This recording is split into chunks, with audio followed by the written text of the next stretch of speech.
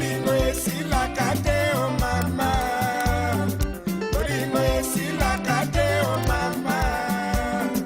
Bolingo esila kate o mama. Kasimambo esila kate. Nyakwana magajua Musa Juma penjo kanyona ngomo mnyasaye no chuyo nyiri moko giber kama haya neno kanyo kosero Mosabiri Orodo Dhiambo giweche manyena Ademba weche maka kod kacha joluo duto e piny luo duto Radio Ramogi #1 station for the Luo nation. Machigni to mokwongo magi thund weche mabende waiko nigi lak sechegi. Jago moro kaonge mane okuwuon yor derruok bang' nego nyathine manyako ma jahigni 4 e gweng' ma Nyawita Chiria e sub-county ma Kuria West e county ma Migori. Jago moro ma jahigni 36 owito ngimane kinde mabende no dhi nyime kod yudo thieth e od thieth ma Jaramogi Oginga Odinga Teaching and Referral Hospital bang' jomoko mapok oyangore malong'o monje kendo goye bang' yude e od miyo moro Otieno Manyoro e North Nyakach location. Komachielo bende en ni moingo 5,000 ewi 9,750 kod 50 mag skunde mag sekondar ne okoyier gi jopuonjre ma bende geto donje grade 10 higa manyien.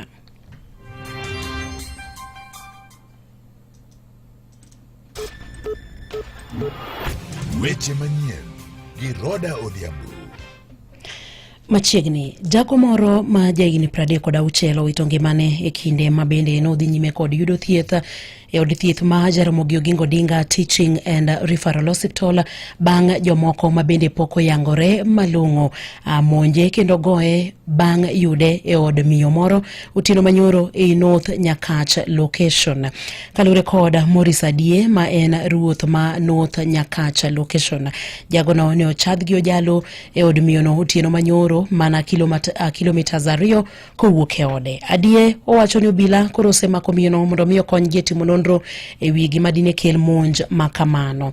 Adie bende koro wachore ni jagono mabendo yang nyinge kaka Kennedy Okeyo nicha ne timo siep kod miyono. Wacho ni achije mabende poko yang malung'ogo ne omonjo od miyono Otieno Manyoro kod gige lweny kendo chadho jagono gi ojalo kapok ne giringo magilala. Jagono ne oringo de od thieth mahero kapok ne ochwale od thieth ma Jaramogi Oginga Odinga Teaching and Referral Hospital kama ne oduogo wete ngimane e kinde mabende no dhi nyime gi yudo thieth. Adie koro wacho ni miyono odine tesno obila makono tok rem chiwo nying achijego. Wadhi kaunti ma Migori kama wayudo kanyo ni jago moro okawo ngimane okowuon e yor derruok bang' nego nyathine manyako ma jahigni 4 e gweng' ma Nyawita Chiria e sub-county ma Kuria West e county no ma Migori. Obila ma Kuria West sub-county osechako timo nonro e wachno. Jatend obila ma Kuria West sub-county Ruben Bet owacho ni pok oyang malong'o gima dine mi jagono neg nyathine no kendo kawo ngimane okowuon, kata kamano gi chichni osebedo kod tuo mar dang'ni mar paro. Bet wacho ni lipot ma wiye yango ni jagono ne owito nyathine no e yawo kapok ne okawo ngimane okowuon. Maria Chacha ma en min jagono wacho ni wuode no ne owito nyathine no ma jahigni 4 e yawo kar saa 10 mar okinyi kapok ne okawo ngimane okowuon. Asa mume wake alikuwa akiondoka, anasema watoto wanamsumbua. Asirifika jana kakucha akachukua watoto, walikuwa wajara. Ilifika wakati wa saa 10 kaondoka nje, nikakuta mlango wake iko wazi na geti ilikuwa imefunguliwa. Kufika hapa nje, kijana yangu mdogo alikuwa ameondoka. Sasa anasunguka hapa, anasema lakini mama, nilisikia mtoto analia. Kijana yangu damu yake ilikimbia kuja kwa kisima, kwa maana ilikuwa imetolewa hiyo miti yote. Yeye alipokuja hapa aliendelea kuingia kwa kisima. Aliingia kwa kisima na spiti. Kuingia kwa kisima kuna spiti. Aliingia kabisa. Sasa tulikuwa tunamkataza usiingie kwa kisima, hiyo maji ni mengi. Akakanyaga ile miti, alikuwa amerusha ndani, alikuwa amerusha hiyo miti ndani. Mtoto ako chini na miti amerusha ndani.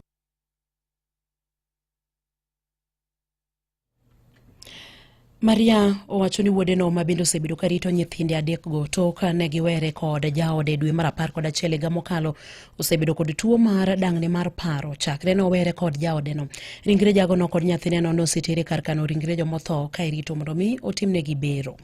Wadhi kaunti ma Homa Bay kama wayudo ni jariemb apiko moro ne owito ngimane bang' brek mar apiko ne chot kendo tuomo lori moro mane ochungi e geng' apaya e alwora ma Misambi e apaya ma Oyugis Tito e kaunti ma Homa Bay. Komanda mar obila sub county mar Achonyo East Laban Omol ama bende no yango masira no wacho ni jabodaboda no ne otho kanyo tok goyo wiye e lorino. Omol wacho ni jawuoth mamiono ma bende no yudo hinyruok marach mokalo ne oringodo e od thieth ma Okita Hospital e gwengego mag Kadongo. Kakoro kwayo joriemb nyamburko kod jogo ma bende tiyo kod apeyini kanyakla kod jobodaboda mondo mi one ni oluwo chike mag apaya kinde ka kinde. Jago ma bende no wito ngimane kata jabodaboda no ne otere kar kano ringre jomotho ma Okita Hospital mog ka bende nonro bende pod medo dhi nyime. Moingo skunde 5,000 mag senior school e wi skunde 9,750 mag senior school ne okoyier gi jopuonjre ma bende geto donjo e grade 10 higa manyien. Jagoro mongirore migao mar somo Julius Bitok owacho ni mae en kalure gi kama jopuonjre wuokie gi kuonde ma bende gihero.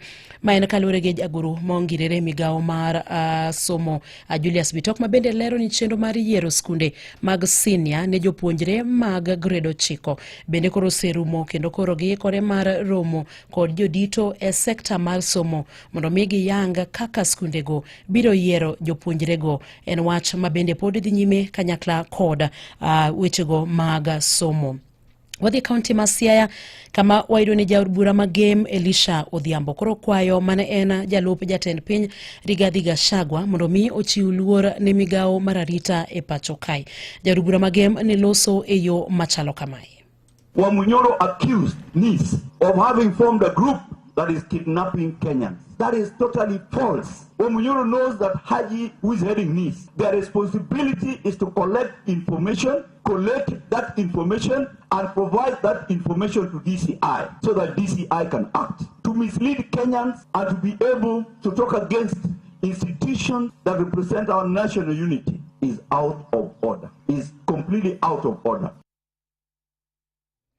Odhiambo mabende ne loso e kar chung'od bura mare magem e kinde romo mabende no timo kod joma mine e kar chung'od bura mare no oseyo mokalo Gachagua kowacho ni Gachagua tiyo kod jogo mabende ong'eyo wechego mag mbui kata jogo mabende lando weche mopogore opogore mbui mar mondo segodo sirikal kanyakla kod jodito e sirikal kamoting'o jagoro mongirore migao mar arita Raymond Omolo. You know, Wamunyoro is known as the worst tribal chieftain in the Republic of Kenya. Even in America, he was only meeting the Kikuyu community. And before he left, he chooses to talk about Dr. Raymond Omolo. And he says that Raymond Omolo is the one heading in that direction of sending police to beat demonstrators in the public. Jaruburano bende odok ne migosi Raila Odinga ma bende en jatend duond bura mar ODM kuom ne riwore kod jatend piny migosi William Ruto e sirikal manywanda kata broad based government. Kakoro kwayo jagoro maduong' mar duond bura mar ODM Edwin Sifuna kanyakla kod jaod bura ma Saboti Caleb Amisi mondo mi ochiw luor ne tend duond burano. And let me tell my brothers Caleb Amisi and Sifuna, if you don't like broad-based government, resign and move on. You cannot castigate Raila, who is our party leader, and telling William that you are not Raila, that you'll beat him. Gentlemen, Caleb and Sifuna, you are what you are because of Raila. So don't talk about Raila. We, as a community, we are in broad-based government to stay. If you want to go, please go quickly. Moko kuom jotelo e pacho kayo seyo mokalo ting' mar duol mabende nyayo weche mag kwe e pacho kai kamotingo seneta Mabomet Hilary Sigei mabende seyo mokalo duolno ka giwacho ni duolno serema chiwo ka ting' mare kaka duol mabende nyayo weche go mag kwe e pacho kai. Jaod bura Mauriri Mark Nyamita bende okwedo weche makamago. This is one of those commissions that I've actually failed to understand why they still exist. The current commission and commissioners have basically failed. They don't need to be in office because they are not doing what they are supposed to do. Talking about NCIC, reading that they're giving an excuse of funding to be the reason why they cannot be able to sanction anyone who is stoking ethnic tensions is really a lame excuse. The political class, slowly and slowly, we are losing it in terms of what we are saying in different forums. Senator Mama Kweni Dan Manzo bende owacho ni duolno mabende ochung'ne nyayo weche mag kwe pacho kae ni kod ting' mar neno ni nitiere kwe e pacho kae ka bende oriwo wi Oganda. But it is true their budgets have been cut, and the moment you cut budgets into an important commission like this, you cripple them. You find that their movement is limited, and they're supposed to travel around the country and deal with the situations where there are tensions. They have a big role, and I think that role has been watered down by Parliament. They've been looked down upon. Imedo winjo weche manyien gi Roda Odhiambo.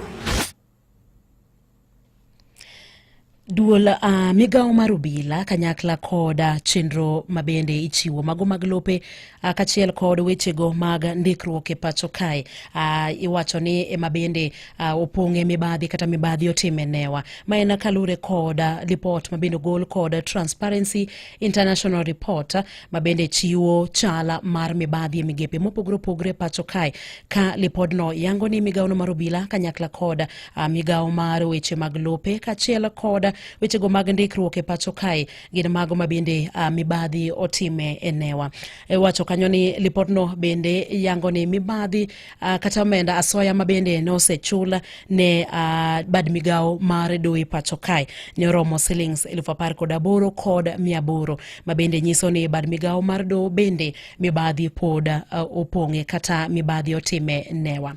Kawadhi nyime bende wayudo kanyo ni japuonjre moro e katiegruok ma Mawego National Polytechnic e county ma Homa Bay ondiko ne jagoro mongirore e bad migao mar arita Raymond Omolo kagikwayo mondo olosie tesendo bila ma Mawego mabende no wang' tarik 3 dweni mondo konygi e tieko weche njore masani odwa jimbore mokalo e alworano ma Mawego. En wach mabende no ndiki kanyo kod japuonjre mabende wuok e katiegruok ma Mawego National Polytechnic kaka yo mar neno ni weche magarita nitiere kare e gwengego mag Mawego.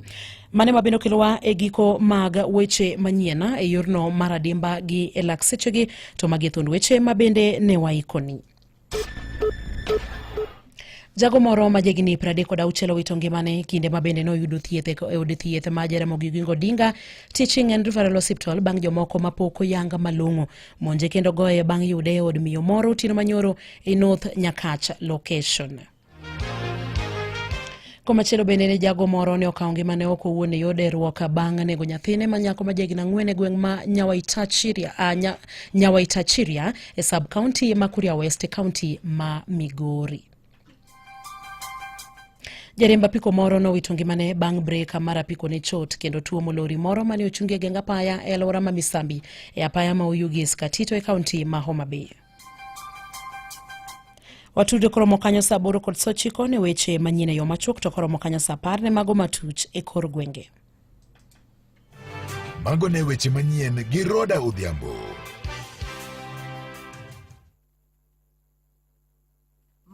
Ramogi Radio Ramogi Karchun Jaluo. Weche tuke e Radio Ramogi. E weche mag tuke en jatugo mar volleyball mar tim mar Police mar Rwanda Meldina Sande oyangi kaka captain mar tim mar Malkia Strikers madhi e tuke mag World Championship mabro timore e dwe mar 8 e piny Thailand. Sande mabende chodnego chone tim mar Kenya Prisons ibiro kony kod jatugo mar Kenya Pipeline kod Malkia Strikers Gladys Ekaru mabende nche noduogo e national team. Jotugo ariyogo eko kawo thuolo mar Triza Atuka kaachiel kod Edith Wisa mabende okomi thuolo wang'ni. maeri luore gi tugo maber manonyisi gi jatugo nero majegni 28 e piny mar Rwanda, kama bende noyange kaka MVP kata jatugo maberie moloyo e season mar volleyball manche norumo e piny Rwanda. Malkia Strikers okete pool G gin kaachiel gi joloch machon ma Ulaya, Poland, Germany, Vietnam kaachiel gi Thailand. Komachielo bende ni jatugo mar Rising Stars Aldrin Kibet owacho nomor ahinya kaluwore go okang' mar yudo thuolo mar tugo ne tim mar Celta Vigo B. Jatugo nero majegni 18 ma bende wuok e gweng' ma Poror e kaunti ma Baringo owacho ni wuodhe kowuok e opiche mag juala nyaka koro sani en Ulaya en ranyisi ni ng'ato ka ng'ato nigi lek manyalo chopo kare. This is Aldrin Kibet. I'm happy today to get the contract issue done in Celta Vigo. This is an historic moment for me, especially considering the humble beginning since from Pororo. This act was a big motivation for the young people in Kenya that all is possible with dedication and focus. I thank all the people that have made this thing possible for me, my parents, my coaches, my school, to simply name them Poror, Mama Ngina, St. Anthony, and Nastic Sports Academy. With God, everything is possible. Thank you.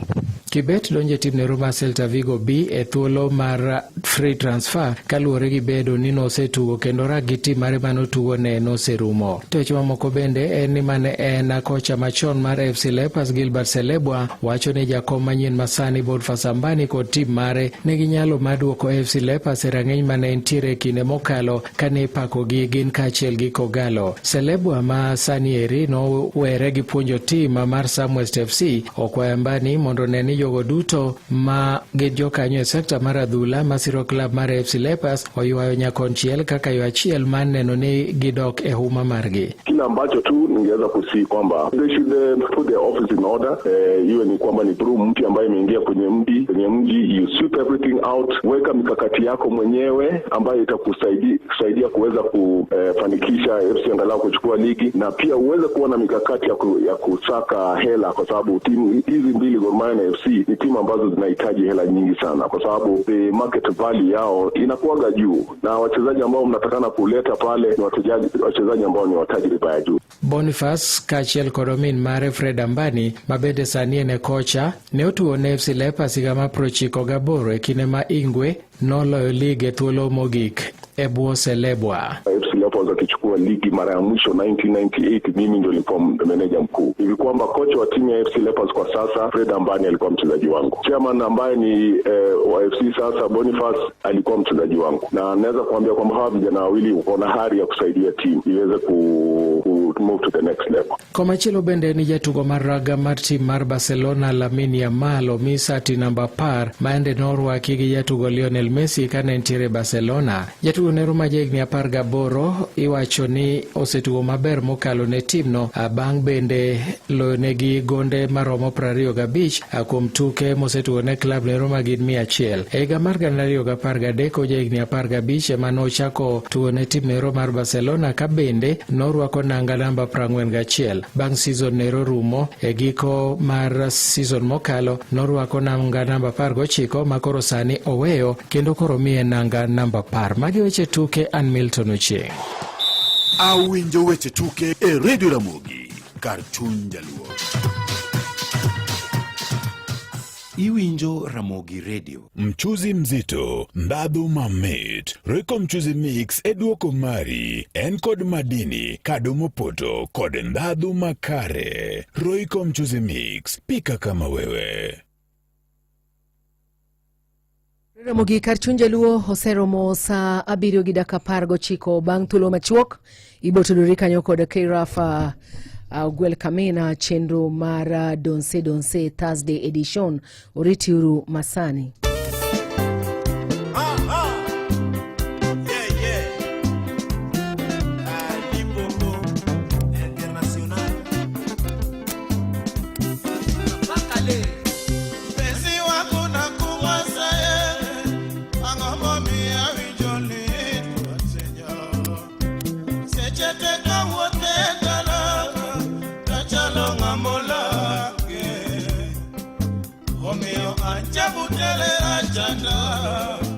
Elena mama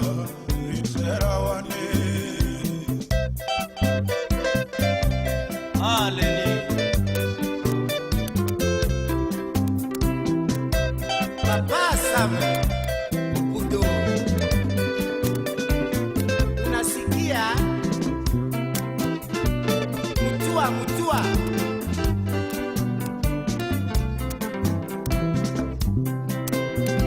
cheza album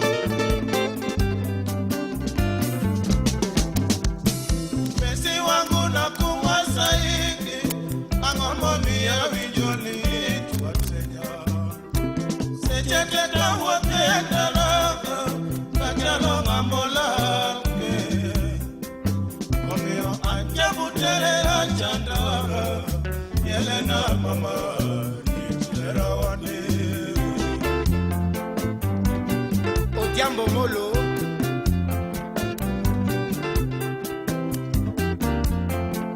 Odiambo bide Manela Yoera lito kini ungiate Ochuno ngamiero nyaka bedie Nakitu iti sana Morris Parkumane wa ae chabe Jomanyo chanyero wa naibuko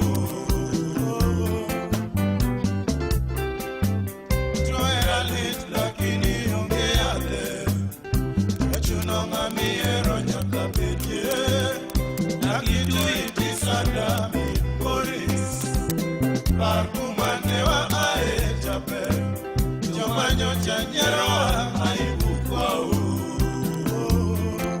Nyarok Jokchunyi kakane wachako jaber Maduma epiru mama Nyora kinyi joputero roki Onge moro elena wata Odom awe beti mama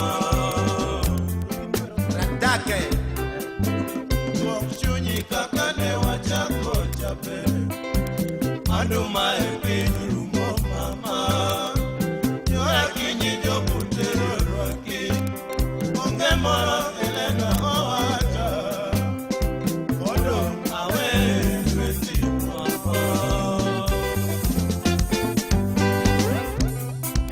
Osamba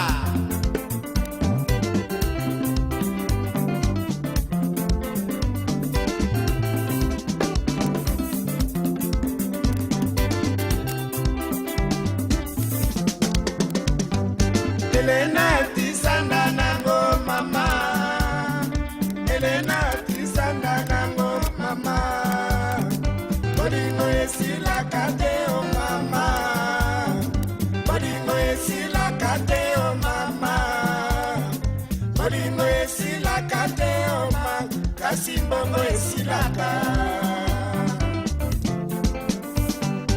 Elena tisanda nango mama Elena tisanda nango mama Bolingo esila kate o mama Bolingo esila kate o mama Bolingo esila kate o mama Kasimbongo esila ka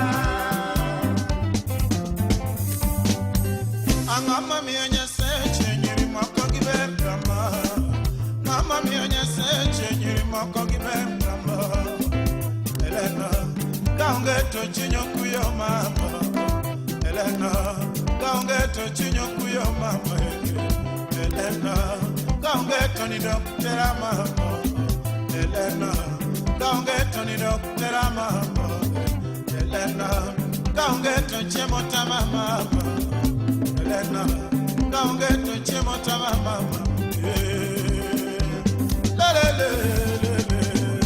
Elena tisanda nango mama Elena tisanda nango mama Bolingo esila kate o mama Bolingo esila kate o mama Bolingo esila kate o mama Kasimbongo esila ka